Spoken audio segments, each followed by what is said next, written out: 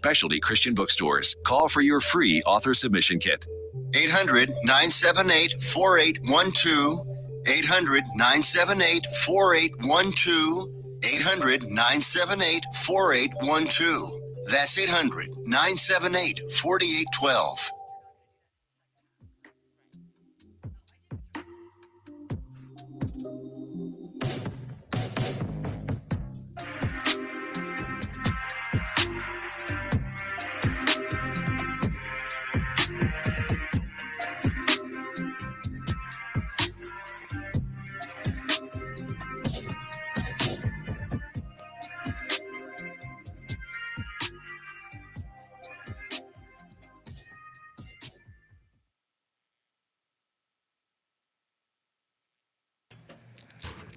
How's it going, everybody? We're working through a few technical difficulties, so just bear with us.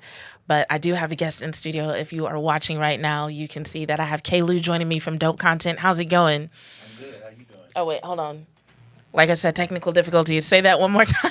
I'm doing good. How you doing? I'm good. I'm good. So for my audience that may be watching on YouTube, go ahead and introduce yourself. So once again, I am Kevin Lewis, a.k.a. K-Lew from Dope Content Entertainment. You can follow me everywhere at Dope Content. Facebook, K-Lew. Facebook, Dope Content. With the K. With the K. With the K. Let's see. DallasHoop.com, DopeContent.com. Awesome. So if you follow me on TikTok or Instagram or YouTube, you may have seen his face in a couple of videos before, especially this time of year with me covering the Dallas Wings and just trying to keep up with what's going on with the team. And there's been a lot going on that we didn't anticipate. So let's hop right into it right now. The Dallas Wings, they are not last in the league, but second to last. And I emphasize that because for a long time they were last in the league. They've improved a little bit. They are now 6-16, 5-5 of their last 10 games. So that's a good trajectory for the Wings. But they are still dealing with some struggles. And unfortunately, from my perspectives, it seems like a lot of those struggles are the same things that they dealt with earlier in the season. And so what I want to know from you, K-Lew, with your perspective, and for those who are not familiar with this man's game, not only does he cover the Wings and watch the games, he attends practices, he interviews players, so he's got some insight on what's going on with the team. So before I dive too deep into what's been going on as of late, I want to know from your perspective, the things that the Wings are dealing with that have them sitting at 6-16 right now, do you think they are more a symptom of what we've been seeing all season with the turnovers, so on and so forth? Or do you think that had it not been for injuries, roster changes, things of that nature as of late, do you think they'd be doing a little bit differently? Well, injuries happen to everybody. Roster changes happen with everybody. Hardship contracts happen with everybody. Everybody else figured it out. Why the Wings can't figure it out? The Wings have talent. You're just now figuring out some of them can actually play because coach is actually playing them. Zaza, JJ, you know, these ladies should have been playing from day one. Maybe we would have had multiple rookie all-stars if they were playing early in the season. Talk about it. Problem is, I went to practice today. I don't think they trust the coach. Really? I don't think they trust him. You don't think they trust the coach? That is very interesting, especially considering some comments that we'll get into in the second half. But for right now, what I'll say about that is, I mean, obviously we haven't gotten anyone on camera saying, I don't trust Coach Koclanes. Right. But that's something that the fans have been very vocal about. If you're on social media and you follow or interact with a lot of Dallas Wings fans, y'all, one of the themes throughout the season has been that Coach Koclanes should either be fired. Some people actually have a certain assistant in mind that they would like to see take the reins. So it's interesting to hear that you think that that has filtered over to the players. So what gives you the idea that they don't trust the coach? Let me piggyback off of what you just said about the assistant. Practice today, Nola Henry was the head coach. Oh, word. It wasn't Coach Chris. So what was Chris doing? I actually have a video. I wish I would have sent it to you. I wish you did too. Arms folded. He'll call a play, arms folded. Nola is talking to every player, telling you need to be over here, you need to be over here, you need to sacrifice on this, you need to sacrifice on that. I don't care how you feel about this, you need to be in that spot. Chris wasn't doing none of that. Okay. Now, here's my thing, because I was at some practices earlier this season. My work schedule has taken this thing that I love away from me. And by this thing that I love, I mean going to watch the Wings and watching those practices. I've seen him be interactive. I've seen him talking at practices. What, if anything, has happened? Do you think that's something that has happened between him and Nola that they decided on? Or is there something else that this particular change in how they're doing things? So from day one, training camp to now, the practices I've been to, he's talked, but it's been like before different, practice drills or whatever, after practice in the huddle. He don't really talk much during practice. Like I said, he calls out plays. Nola is coaching. So what do you think that means for the dynamics? And so something else that I want to throw into this conversation is the fact that, and this is also something certain fans have noticed, if you've been to the games, you've seen this. And if you've been watching from home, it might not be as easy to see depending on the camera angle, but I have definitely seen conversations about this on Twitter.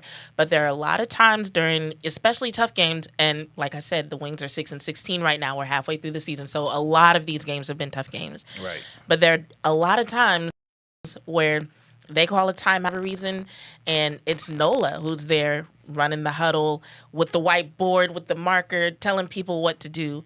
So same thing. So this sounds like something that's becoming a pattern. So what do we think that means for how the team is being run? I think, like I said, I don't think they trust Coach Chris. Second, if Nola is doing all of this and they're still losing, do you still want her to be the head coach? That was about to be my question. Because here's my thing. Sometimes it's that a certain person may have the opportunity to do certain things, but then at the end of the day, it's like this person says, okay, you can run practice and all that, but when they go out on the court, this is what I want to see. Right. So I think without knowing that dynamic, like how far is Nola's instruction going? Is it that Chris Koclanes picked up on some tension, and so he's like, I want you running this, this, and this, but I'm going to run everything that determines their performance? Or is it that she actually is running the show, he's hands off now, and what we're seeing is a result of her performance and not his? I mean, like you said, they won 5 out of 10. That's or better. 5 and 5. Yeah. Well, yes. So, yeah. Okay. So that's better than, what was it? 2 and 9, whatever it was that they win it. It was bad. Yeah, so, it was a rough start to the season. But Yeah. you could clearly tell that the players react better and they like Nola. They don't like. I'm not gonna say they don't like. That's strong. I don't feel like they trust Chris.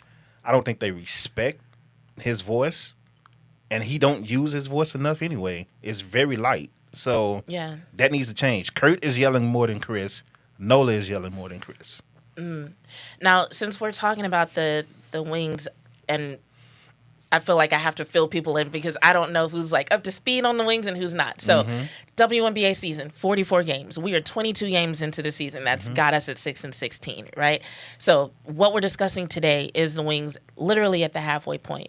And so, from that perspective, I feel like the issue with Chris and his voice has been an ongoing issue. And it's something that we saw a couple of instances of Nalissa or other players literally having to tell him, hey, challenge this, or hey, we need you to talk to the refs. Basically the players begging him to be more vocal during games. And so it sounds like what you're saying is that hasn't changed. He hasn't gotten any better at that. Not from what I've seen and not what I saw today at all. Today was probably the most that it stood out because he didn't say nothing until the end of practice. So I'm like, you know what? I've never seen it this bad. Let me pull out my camera. Yeah, I've never seen it that bad So, either. yeah, it'll be posted later. Yeah, you can take this and clip it and post it. And Yeah. It'll all go together. Okay, so let's go back to not too long ago. What was a statement game for the Wings against the Mercury at home. And the reason why I want to talk about that game is because we saw some things that we did not expect during that game. Yeah. So going into that game, the word was 8-person roster. That's already just a really bad situation for any WNBA team to be in. Right. So 8-person roster, starters out, Arike out, Nalissa out, Maddie out, Maisha Hines-Allen was also out. So 8-person roster led by rookies against what was at the time the second best team in the league. no one was expecting that game to go anything close to well, much less a win. But what we saw was some rookies take the reins. They were aggressive. They brought pace to the game. They were smart. I think that's when people started to really love JJ Quinerly. Like, for those who were not familiar with her before and didn't realize exactly how much she brought to the table, that's when people were like, oh my goodness. Mm-hmm. Okay, so that's why they picked JJ. Like, this is why so many people are so excited about her. But I think what was unexpected for me was two things. One, the way they handled the defense. And I asked my question in postgame that day all wrong, because what I was trying to figure out was if they were playing the defense on purpose. Because what they were doing was they were less aggressive in their like man-on-man situations, but they would attack for those rebounds, right? Mm-hmm. So it kept them out of foul trouble, which is important when you only have 8 people, right? So, and then they relied on aggressiveness on the offensive side, which, one, put them at the line continuously, and 2, it let JJ use her speed. And it seemed like the rest of the offense was able to kind of just pick up and read her from there in ways that, not a knock to the veterans, just a different style, but it seems like the veterans haven't always been able to keep pace with her that way or just pick up on what she's doing that way. Mm-hmm. But like her and Zaza just seemed to have chemistry. When Paige was on the court, she seemed to be able to figure out where to go to be of assistance. It was all working out. My explanation. But from your perspective, was that a player-led change? Like the players just getting out there and being like, hey, we're going to use our superpowers today? Or were there coaching decisions that led to that? It was definitely the players. That's exactly what I thought. I'm actually not shocked that they played well, because we saw it the first preseason game versus Vegas and Notre Dame. You just got to let them play. Right. Zaya came in and she instantly made an impact against Vegas. First ever game. JJ did the same. Let them play. Yeah. So the fact that they're now playing, I wasn't shocked at all, actually.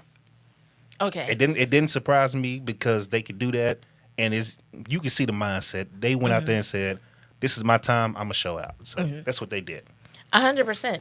And so I guess the reason why I was wondering, because I was like, okay, I understand the need for them to use their superpowers. And I call them superpowers because they're things that are unique to these players that don't necessarily shine when you're trying to run set plays that are meant for everyone to contribute in a certain way.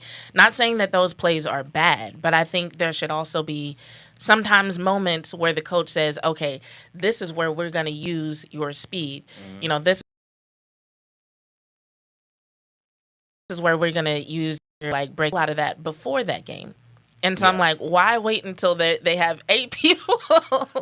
And I feel like what happened since then, and this is a real unfortunate part, I feel like what happened since then is that, all right, they had to play with the 8-person roster, for like 3 games in a row? And then Myisha Hines-Allen came back, and so they went up to like 9. And so now they're at 10 with Arike. But it wasn't, basically, I think they got worn out, because it was like, I think other teams saw the film. They were like, we got to play JJ harder. We know that. Yep. We can't take it for granted. Oh, she's a rookie. Like, no, we are going to put defense on her. Yep. And then between that and the fact that Myisha Hines-Allen came back, but we don't know if she's 100% healthy after that ankle injury. And between those two things and then being on the road and then them just still, by some accounts, trying to get into WNBA shape, I think all of those things led them to not being able to keep that same level of performance game after game. Well, Myisha is playing the same way she played all season, so I can't really say that maybe her injury is still lingering, because she's still full speed driving when sometimes you need to kick it out and you're forcing layups that's not there. You're either trying to get a foul, or I don't know what's been going on with her the last couple of games, but it hasn't been good. So a lot of fans are asking to see if you could trade her. The problem with trading her is she's second on your salary cap. So her money is right under Arike's. It's kind of hard to trade that contract for that type of player. So that's on Kurt. Do you think the answer is trading her, or do you think she needs a different type of direction? And I ask this because there are some players, and this is not just with the Wings. This is just like athletes in general. There are some players you can tell them, use your superpower, go do what you do. There are some players they need constraints. They need a little bit of direction. And so if they're not getting that, and this is just a hypothetical, if we, let's say, had a coach who was totally lost on how to handle a situation where he had a roster of 8 people led by 3 rookies and just went into it with a substandard game plan. And so the rookies can play in a style that seems to work, but this other person comes in and they're a little bit more chaotic. Their style doesn't really fit. So let's say hypothetically that was a situation. Is it still the answer to trade her? You have to, if that's the case, because you're building around Paige, hopefully Zaya, hopefully JJ. That's your future. Yes. With them playing, and Louisa, by the way, she's another rookie. With them 4 playing the way they're playing on their rookie contracts, everybody's up for sale at this point. So if you can't match what they're doing, you got to go. And that's including Arike. And I love Arike, but she could go. If you can find a trade for her now, especially when she's on the last year of a deal, trade her. So let's dive into that a little bit.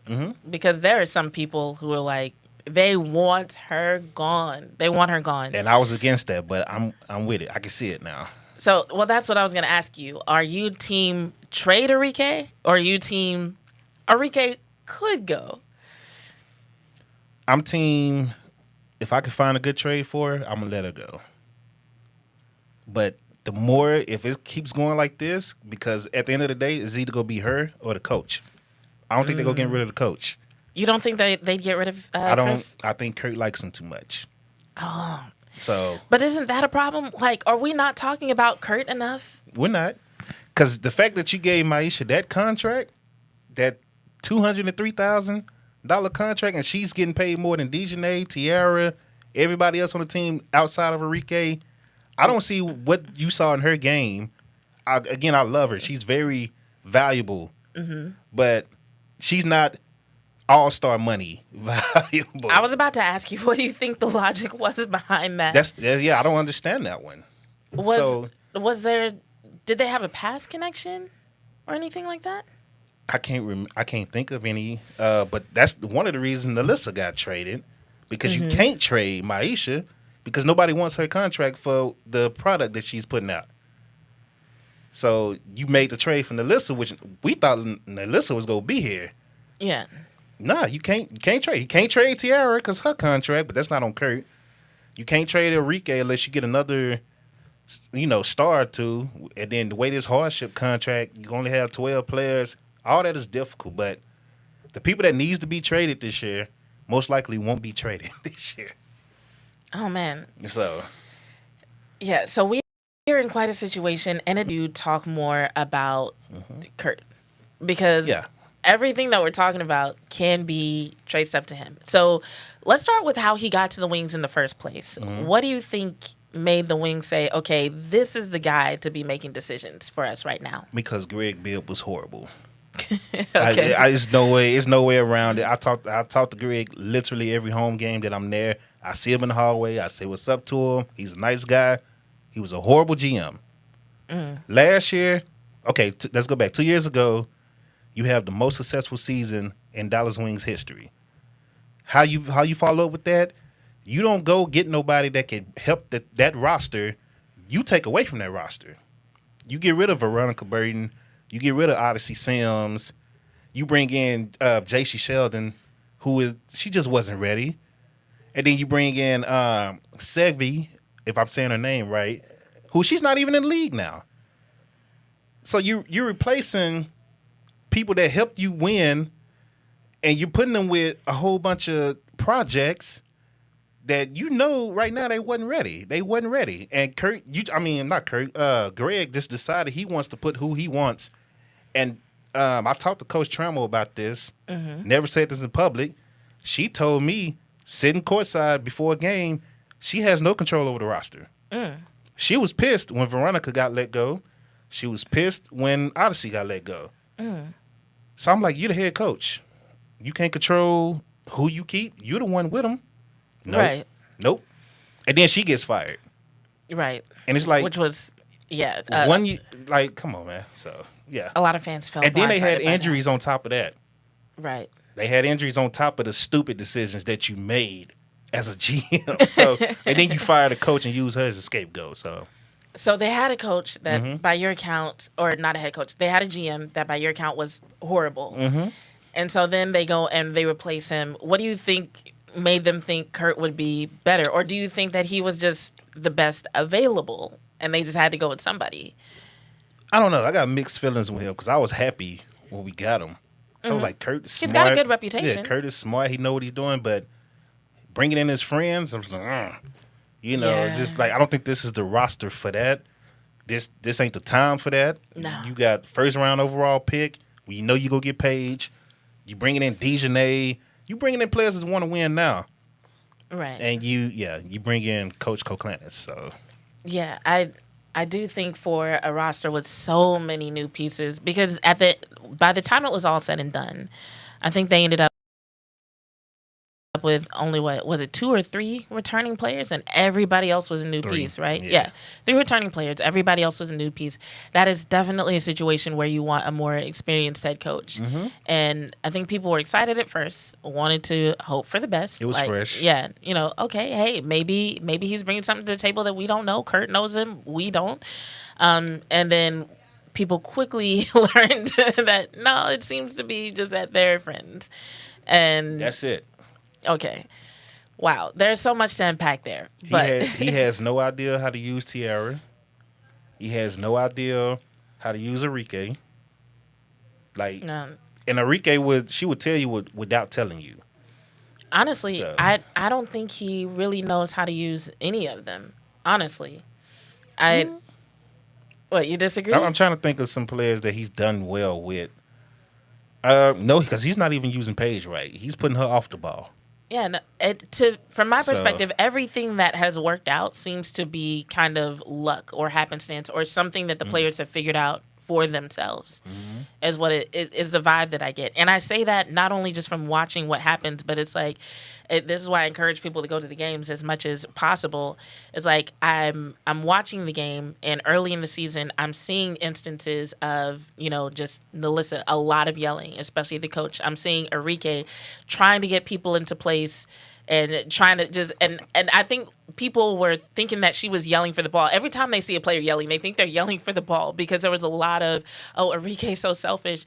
And I'm like, And no, she's not. No, she is trying to coordinate people because people are coming to the other end of the court and they're all over the place. There seems to be no plan, And so eventually we got Lee, and then it's like, Lee and Paige figured out that they can run this pick and roll game and be really good at it. Really That's good. something that they just kind of figured out. Right. Maisha, the nights that she's had a good game, those were surprises. There have been nights where she had the best shooting percentage. Those were surprises. The way Arike and Paige found their chemistry, that definitely seemed to be a lot of trial and error.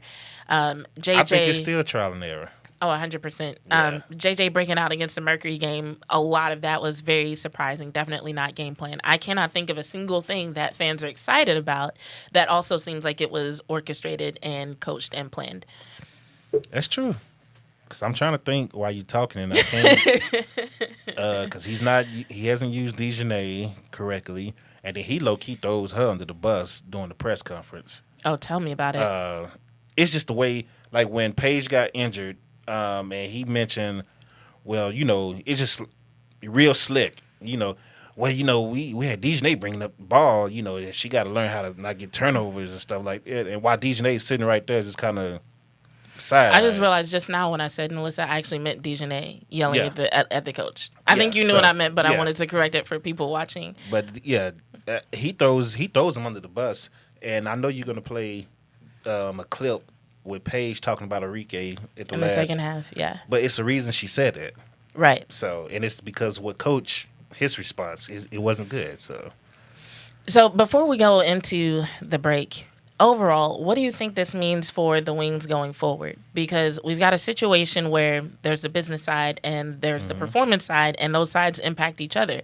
They're supposed to be getting a new practice facility. They're supposed to be moving into the arena. the AAC full time at some point.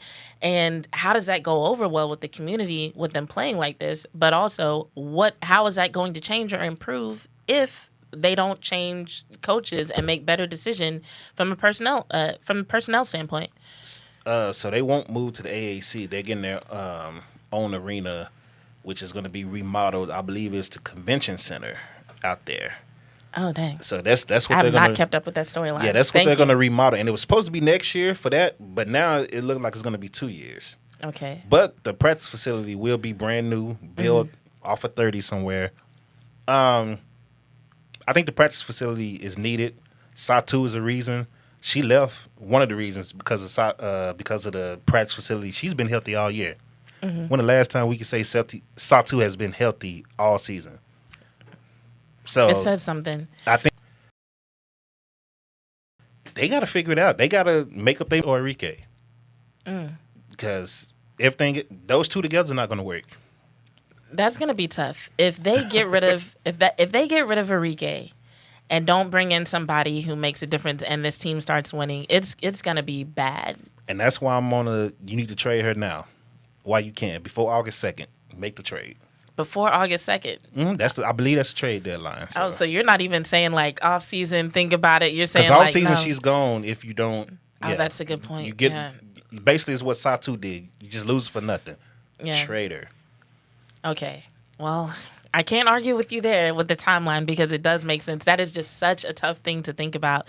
But when it comes to everything else with the practice facilities and everything, that is such a big thing in the WNBA now because there's literally a surplus of talent. Yeah. And free agents can practically pick where they want to go. And if you don't have the facilities that they want, they're not going to pick you. And so just from personnel to facilities to marketing, the Dallas Wings have so much to think about and so much to fix. And I will admit I'm not familiar with their ownership, but I can say I would hate to be in a position to have to make those decisions right now. So we're going to go into break, listen to these words from our sponsors, and we'll come back and talk more Dallas Wings with K-Lew of Dope Content. Thanks.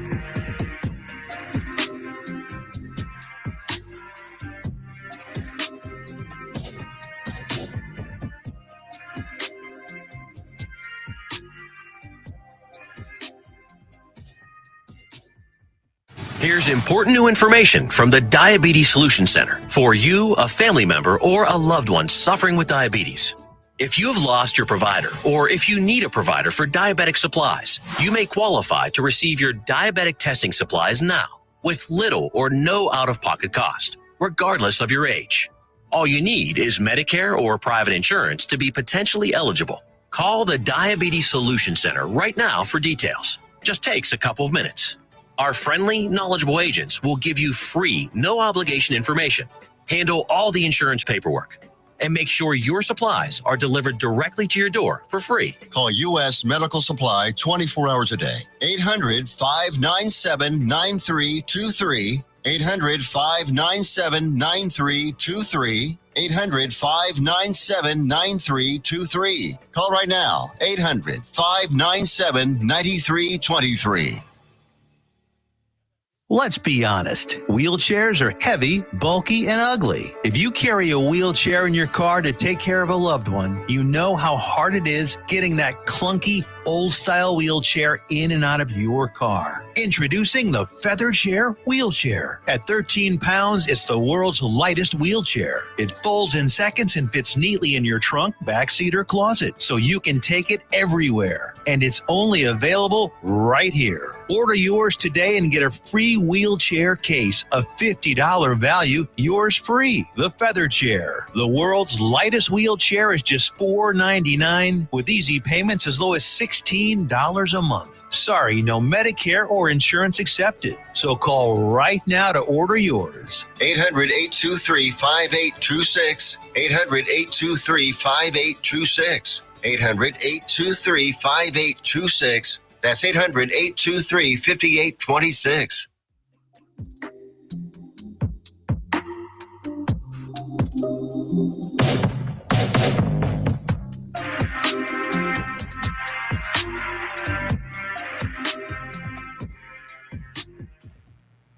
And we are back. I'm here with K-Lew of Dope Content with a K. We are talking Dallas Wings today.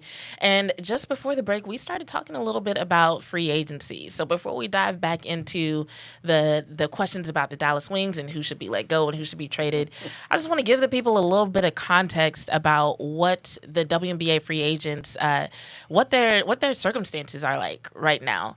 Because here, I'll give you my perspective about what I think happened here. When the WNBA was first created, I think at this point we're now 29 years ago, 28, 29, something like that. It was kind of a subsidiary of the NBA. Yeah. As a matter of fact, they were dealing with losses their first several years, and the NBA was subsidizing them. And in a lot of situations, WNBA teams were kind of pitched as like a supplement to sponsorship packages for the NBA. So there was not much concern about finding the right audience for the WNBA or finding the right sponsors for a lot of people who owned WNBA teams. It was like, maybe you can make a little bit of money off this. There was like very little concern about, okay, what is best for the players? How do we actually turn this into like, what's the word? A featured product, Right. You know, because when it comes to other teams like NBA teams, NFL teams, MLB teams, they are featured products. The WNBA, if you wanted to like kind of make a hierarchy, if you were to think about the NBA, for example, there would be like the NBA, G League, and then the WNBA was like way down here in terms of an afterthought, in terms of investment and just quality of experience. That's why we're seeing a situation where players are just now, and by just now I mean within the past few years, but they didn't start off with options for things like maternity leave. That's why we're hearing arguments about things like chartered flights, even though they've experienced like so many issues with commercial flights. And so now we're at a place where players are saying, okay, if you're going to own a WNBA team, if you're going to be in charge of my career, I expect there to be certain standards in terms of our percentage of revenue that we receive. We expect to receive certain treatment, certain benefits. We don't want to be an afterthought anymore. We're not just happy to be here anymore. We want our experience to look a certain way. And now they have options for achieving that, both within the league in terms of picking which team they go to, and also as you were saying off camera, K-Lew, with leagues like Unrivaled popping up and offering different experiences. So going off of that, what do you think the typical decision-making process is like now for a WNBA free agent? So this year is going to be a little different because it is the last year of the CBA. Unrivaled started this past off season, and let me just give you an example of some of the things Unrivaled does that WNBA doesn't. Benaja Laney Hamilton from New York got injured playing for Unrivaled, so she's going to miss the season. WNBA is not paying her for this season. Unrivaled said, "Oh, really? We're going to pay your season salary." 1 year in, this league is 1 year in, already making more money than they lost, which is something that doesn't happen, right? How do you think that happened? Where'd they get the money from? Sponsors, players, like Steph Curry brought in, Coco Golf. I mean, just backing. They just smart. Good business. Sponsors everywhere. People throwing money to their league all over the place. So, and then a TV deal with TNT and all that, Warner Brothers and all that. So they're doing stuff. Again, they're starting every player off at the WNBA's max. On top of that, they're giving you in-season tournaments where you can win an extra $250,000 for a one-on-one tournament. If you lose, you get $50,000. If you're third, which Arike got third, $25,000.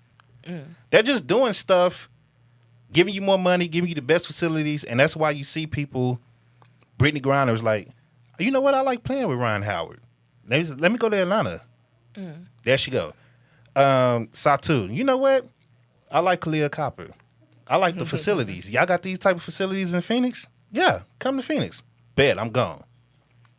Now, with the CBA, it's not just about money, which it really is about money, but it's more about, hey, if we're hurt, if we're this and that, you need to pay this. You need to pay this insurance and yada, yada, charter flights, etc. So the Unrivaled League is changing so much, and people think, oh, it's just Caitlin Clark. No, she's not even in Unrivaled. Right. And first of all, they was going to get paid more whether Caitlin came out, this year, This last was year. all in motion before we knew what was going to happen with Caitlin 3 Clark. years ago, we already knew when this day came for the CBA, even before Unrivaled was announced. We were like, oh, they're going to get more money. So people need to chill with all that stuff. So just to keep everyone on the same page, WNBA max is 200 and what thousand right now? It's around 230, 240,000. 230, 240,000. Okay. So that's the max. The CBA is set to expire in October. If they don't have a new CBA in place, right, by that time, there will be a lockout. So for the listeners who have heard rumors about a possible lockout, that's what it is. It's not that players are threatening to walk out during the season. It's that if there's no CBA in place, it's not smart on either side for there to be practices, games, events, etc. And so that's when the lockout would occur because they are having a very hard time getting on the same page. And I feel like the disparity between how players see the league and how the WNBA is operating, there could be a whole episode on that in and of itself, going even beyond the CBA, but we won't get into that today. But there might be some people. It's going to be a lockout. You think so? Because the players, again, Unrivaled, they know the top players, Dejanay, Aaliyah Boston, they could go there and play. It's not that many that could go there, but the top players could go there. Right. So they're not worried. They're not worried at all. So here's why I think there might not be, or it might not go the way people think it's going to go. If the top players go to Unrivaled, there are still so many talented players waiting in the wings. Yeah, that's the problem. That the WNBA would still be able to fill its rosters with people who wouldn't even cost as much. So if the WNBA feels like they can still function with less talented players, they might try. Now, the question is whether or not they actually think that would work, or if it would result in people being like, okay, well, all my favorite players are with Unrivaled now. I'm just going to watch Unrivaled, and the WNBA is just not worth my investment anymore. So it would be interesting to see how that plays out. Because if that were to happen with the NFL, we know what would happen. The NFL would still get viewers. But if that were to happen with the WNBA, it'll be interesting to see, like, okay, are these people really fans of women's basketball, or are they fans of these players? That would be the interesting part. If Asia Wilson, we already seen Angel Reese in Unrivaled. If Asia Wilson, let's see, I'm trying to name everybody outside of Caitlin. Paige already said she's going to be in Unrivaled next year.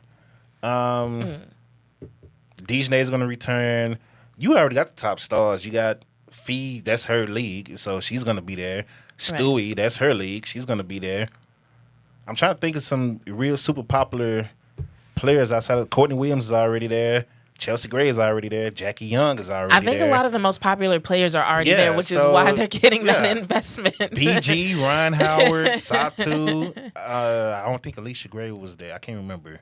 I'll double check with her. But Aaliyah Edwards, all of them. So, and that's during the off season between, the WNBA season. So they can just say, you don't want to pay us, you don't want to give us what we want, we'll do Unrivaled until you get right. So before we get back to the wings, why do you think these investors are investing in Unrivaled, but they're not putting that money into the WNBA? Business. The owners of the league, they know what they're doing.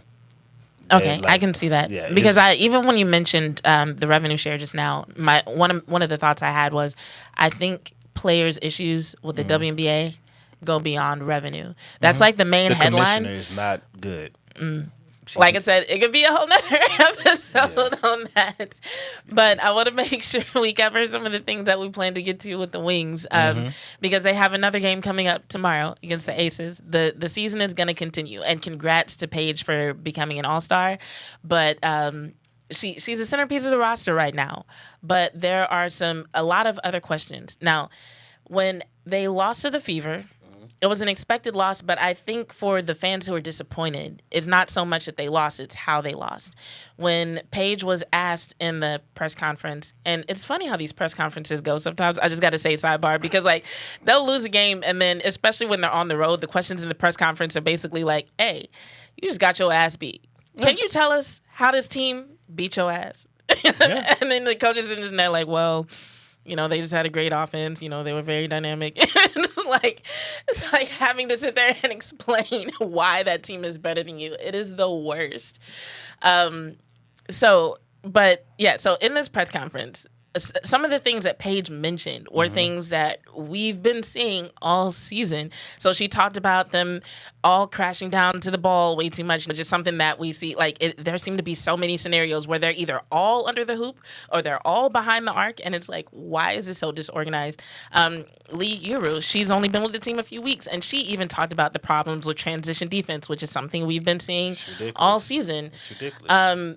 So when it comes to those things reoccurring, that was why I was like, okay, I know they've had injuries, I know they've had roster changes, but is it that? Because it's not like we're seeing different problems. We're seeing the same problems.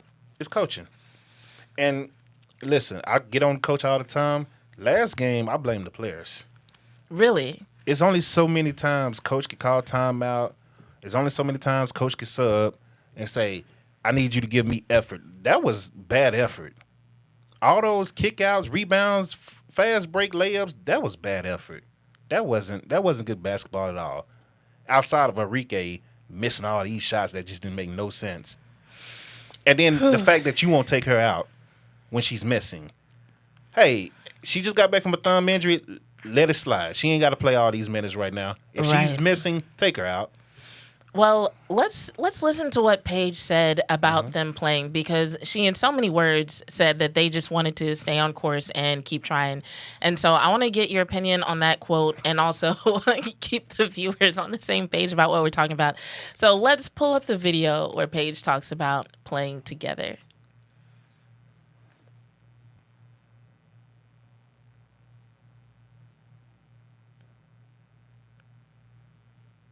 Yeah, just like not allowing for slippage, and when slippage does happen, we huddle and talk about it right away, and don't let a 6-point run turn into a 15-point run. Like in the second quarter, I felt like I could have done a better job keeping this all together, really emphasizing getting back on in transition defense and really calling it out more.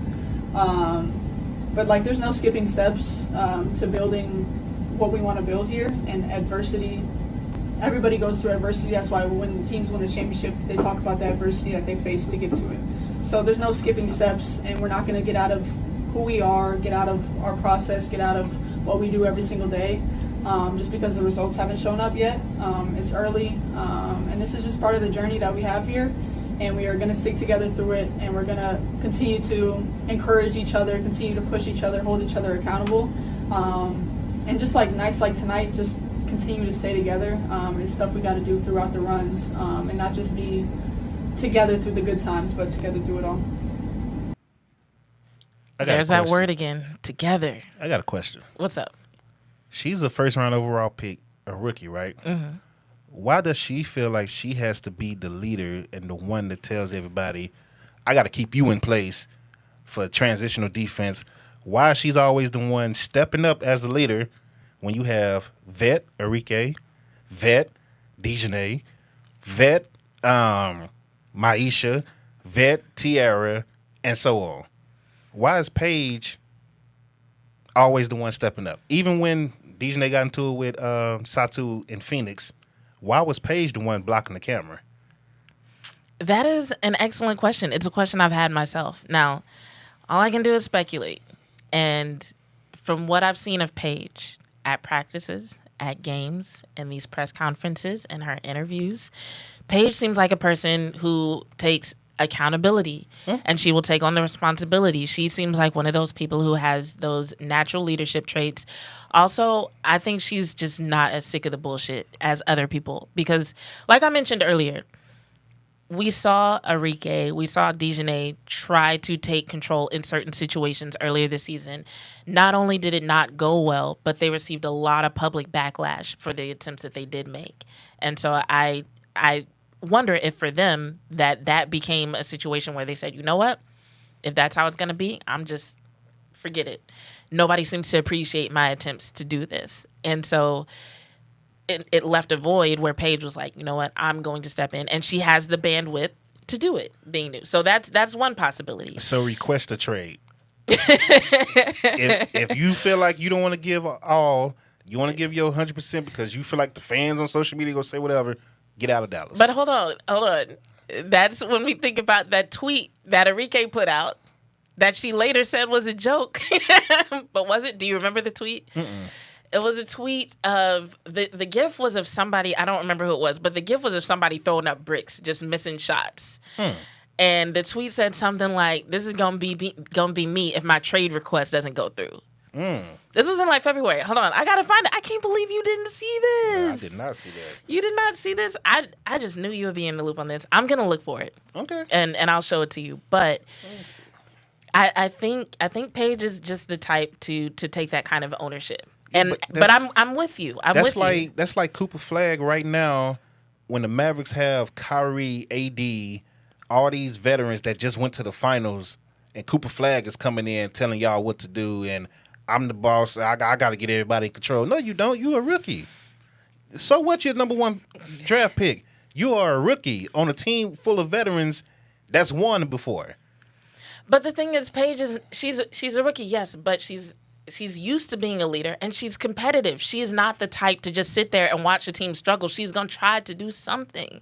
That's fine, but you shouldn't be every press conference, every interview, every situation. Paige is the leader. Paige is on me. I gotta do this. I gotta do that. Once you start telling the vets to do some of that stuff, franchise player, you making $240 so million. So you saying Paige should tell the vets to do some of that stuff? Paige should tell them, hey, she should have a conversation. Why I always got to get you together? February 18th, me all season if my trade request got denied. February. When was the draft? When was the WNBA draft? Mm-hmm. It wasn't in February.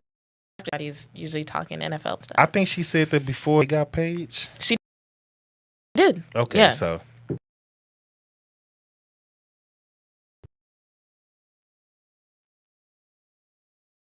Yeah, that's probably why it just rolled out. Conference, she had a say in who they brought in. Ty Harris, Dejanay, Nalissa. That was who Arike wanted. So they gave you who you wanted. You was there. She was there at the press conference, front row, excited. So my thing is, we've seen Arike get Satu, Alicia, hell, Kayla Thornton is an all-star right now. What? Veronica Burton, Odyssey Sims. The list goes on. Ariel Atkins, Skylar Diggins. She's had Liz Cambage, like Azarae Stevens. I guess how many people we got to give you before we say, you know what, you the common factor here? I mean, that's where a lot of people are. But I guess for me, I don't want. I hate talking like that about Arike, by the way, but still. So do I. But it becomes hard to deny after a while. So looking at Arike's stats, like I said, we're 22 games into the season. Arike has played in 19 of them, averaging 16 points a game, and a field goal percentage of 35%. Which makes me think of another comment that Paige Bueckers made in this press conference, because she talked about it being a bad shooting night for Arike. It's really been a bad shooting season, which is another thing that's got people frustrated and saying, hey, sit her down. She's not an asset to the rookies. They're playing better without her. I think she checked out. You think so? Do you think the rookies are actually playing better with Arike and Dejanay on the bench? I mean, technically, yes, because they're getting more playing time. But as far as Arike, yes, with her on the court, they just flow better because I don't know what Arike's got going on. Dejanay, I would like to see Dejanay back with them. Yeah. So you think they play better with Dejanay on the court? Her defense will help them. But with Arike, not so much. Yeah. Okay. I can see that. I'll follow that. I call it an excuse now because the excuse I tried to make for Arike was that she just wasn't a good fit. Not necessarily that she was bad, but that she just didn't fit their style, and she needed some time to adjust to their style. Now that they are getting the opportunities to experiment with it more, but then you see her come back And it's tough because it's like, all right, it's a thumb injury, so that's going to affect her shooting. But she's been having shooting issues all season. She was missing layups and wide open shots, though. Yeah. So let's listen to what Paige said about giving compliments, but I don't know if it was actually beneficial in the way she wanted it to be. So let's roll that video of Paige talking about Arike, and then we can come back and talk about that.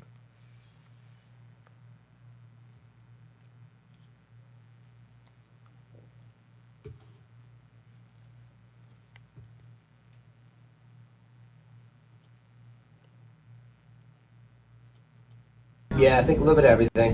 You can tell, hadn't played in a bit, and so wish someone would have fell early for her. And then it's a balance. She's gonna get people's best. They're gonna be really physical with her. They're not gonna allow her to move. So she's got to continue to find that balance of really working hard to get up the floor and get the spots and get off actions. And then I've got to continue to help her. But yep. To answer your question, as to add for Arike, this was like the best I've been here that she's responded to that stuff, and it might not have been her night shooting the ball, but the way she continued to stay in the game, not let it affect her effort on both ends of the floor, like her being a leader of this team, like that was huge for me to be able to see that. We've talked about it as individuals, just having one-on-one conversations of how we want to stay unaffected through the refs, through the missed calls, through missed defensive possessions. And so I just want to give a shout out to her because it wasn't her night shooting the ball, but I thought the way she stayed within the game, that's a win in itself. Wow. Let me bring this back. I'll let you go first. Go ahead. So the first question that I have is, hold on one second.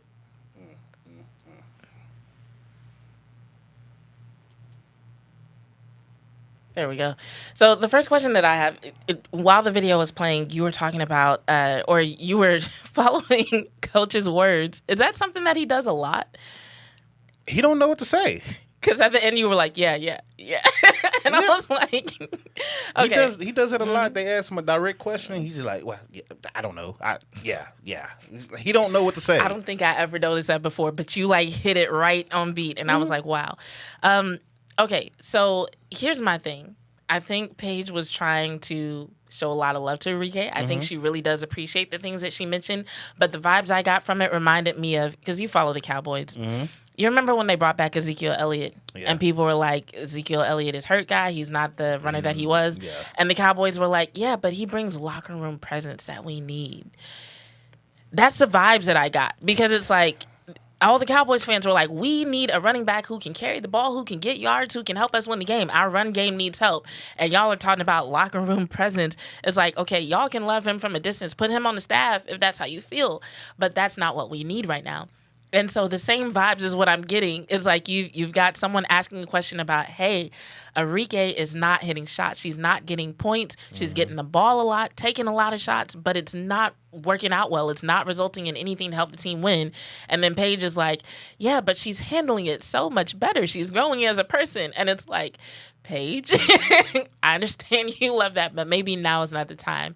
Am I off in reading it that way? What do you think? Don't even get me started on Zeke, because I got mixed feelings about that.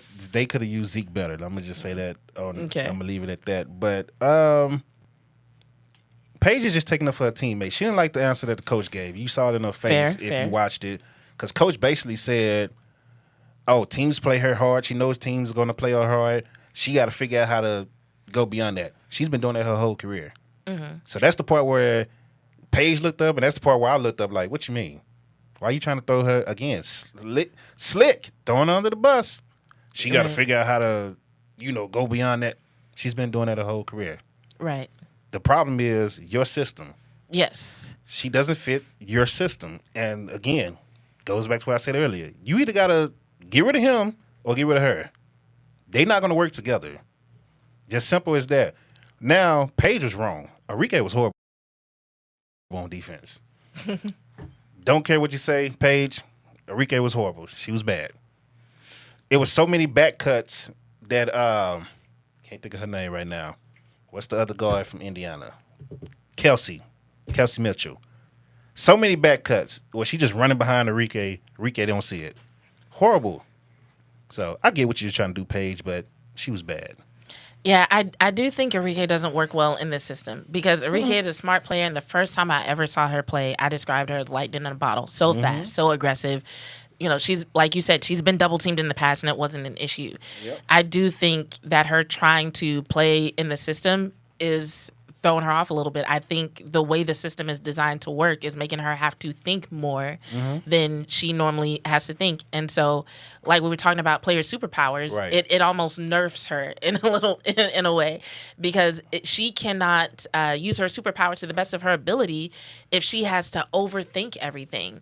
Or if she has to second guess everything because it's like, okay, my instinct says this, but the system says this. And you can kind of tell it's causing her to slow down, overthink, and just not respond in the way that she normally does. And let me address the ones that be like, oh, Arike is taking too many shots. She's actually shooting the least amount of shots per game this year in her whole career. She's had a couple games where she took a lot of shots, but overall, yeah. I mean, because she had to, because nobody else. Either Paige was out, and he wasn't playing Isaiah. He wasn't playing... JJ. So he had to, she had to do it. Like, that was the only time she's forced up shots. Send it there. I didn't see the Bitches Life Sports on NTX Radio. I'll be here, and we'll bring back K-Lew to finish this conversation one of these days.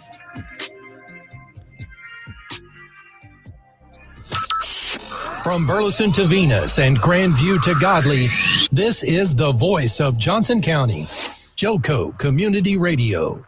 If you're trying to quit drinking or doing too many drugs, listen to me.